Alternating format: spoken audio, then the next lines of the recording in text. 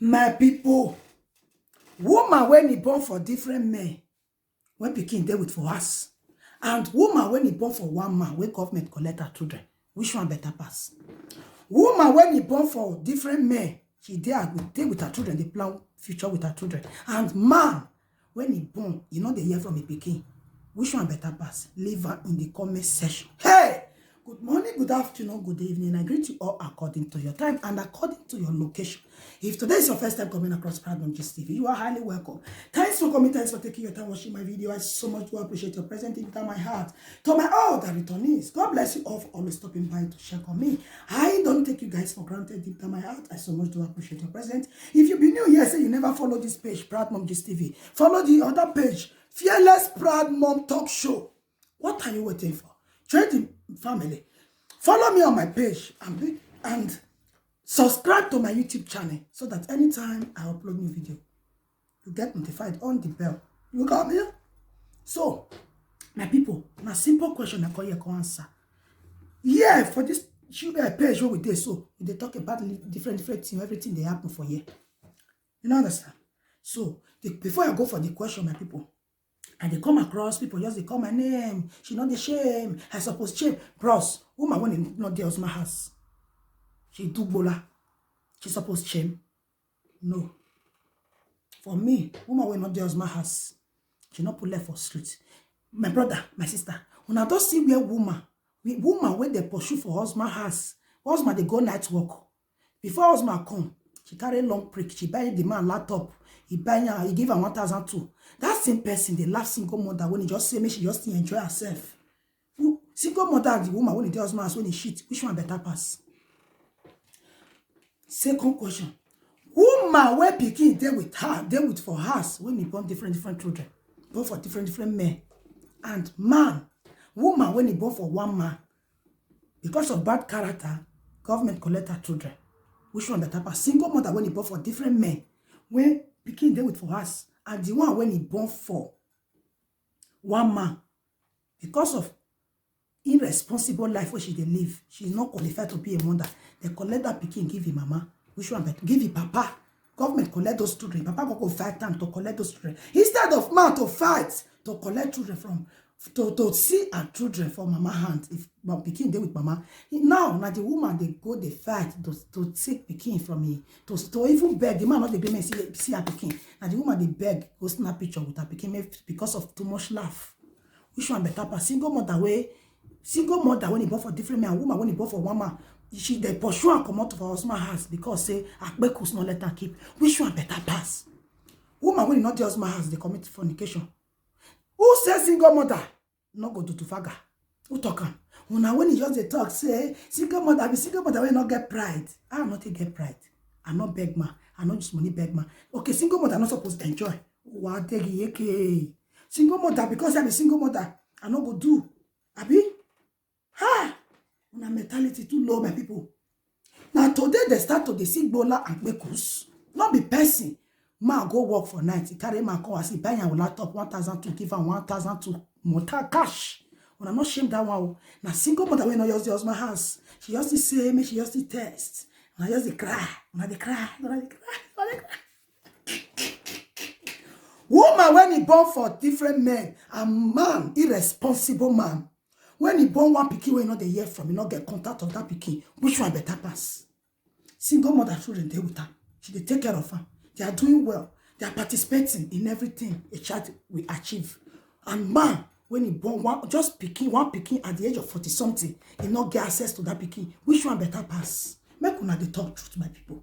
Una not dey tell truth for where truth dey. Let's be honest. I'd rather be a single mom having child for different men than for me to have child for one man. Government could collect them. I beg, woman born for one man. He can get pride past woman when he born for a different man. You born for one man, government collect your pikin. Single mother when he born for different men, pikin there with her. Which one better pass? Which one? Which one? So my beloved people, wanna use sense. Don't let anybody bring you down as a single mom. Any mistake, if you find yourself, give thanks to God. Nobody fit shame the shameless. Me, as I tell so, I'm a shameless woman. Woman, be proud. Woman, be responsible. Have child and take care of those child. Not be among those women when it be say they're born, they collect pikin from. It's a failure. That don't show a responsible woman. It shows how useless and wayward that woman is. Nothing like pikin when he grow up with his mama. Now mama know the future when he go give pikin. Now mama know the kind of plan when he go use the pikin money to do. Imagine person when he born, he not qualify as a mother. They laugh single mother when he born for different men. Ha! My sister, which plan you get for your children? For you to go, they think how to fight as a woman to collect your pikin back. You know reason now. For you to fight as a man to go look for your child. You know reason now. You the reason woman when the pikin there for house, she go cook, give the children. Bros, now you get problem, oh sister. Now you get problem. No, na go self na problem. Imagine irresponsible girl when use wind take by a pikin for inside belle. They come out. She born one for house. She come here, she born because say a pikin when he dey here by.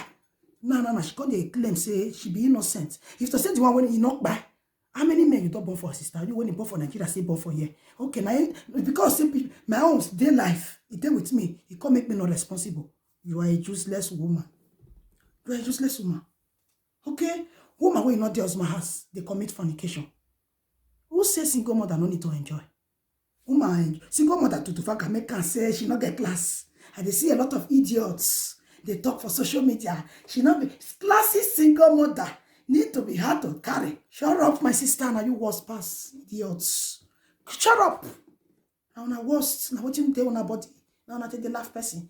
Who say, single mother, because I be single mother, I don't need to fuck, I don't need to test that bola. When they take the course, all women say, the sister, if you your way, sister, if you your way, I'm not going to test them. Bro, sister, with the grace, I don't test them, I know as it don't be. You don't understand? I know as it don't be. After, what I thank God, be say, my 10 euro, I not spend that puts. Una the grace, una the mad. Who says single mother, I don't need to fuck her? Okay, because woman born, you don't go to fuck again. She don't born, she need to concentrate on the pikin. She don't need to flex. I was what? The woman, proud mom just TV. Proud mom just TV. You don't get class. You don't get class. Okay, to fuck and make me not get class. Now you get class. Ah, what bear you are. My people, more than the thing before, now the reason more than the talk.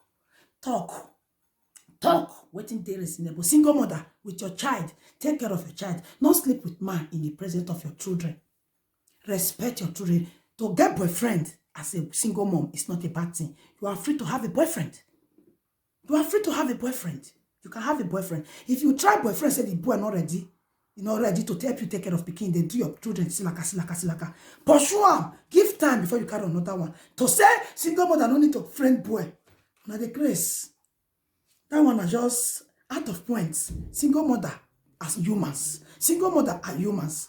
You know, person born, you not stop on to have fun. My sister, if you got opportunity, have fun. Fun is made to make with respect, not in the presence of your children. German law not stop woman, make she not friend boy. German law not stop woman, make she not friend boy. Friend boy, but not molest your children. Don't do it in the presence of your children. Respect your children. Ask them whether I know they fool my children. I love my children. They are my priority. Even if I'm not born again, I get pikin when I take care of me. Instead of una to go take lawyer to claim una children back, una they carry my matter put for head. Single mother, God go bless una. God go bless us. Born for how many man you want. If you also, no, I know someone at the born they go. And as if una don't make the mistake, not blame yourself because of all those nuisance. If you never made the mistake, I beg my sister, make things work if you deal with responsible man. God bless you. Or please share this video. Leave your comments. If anything when I talk offend, I'm on another verse. Leave a comment below the comment section. See you guys on my next video. I'm gonna cry. I'm not stop to the do bolao.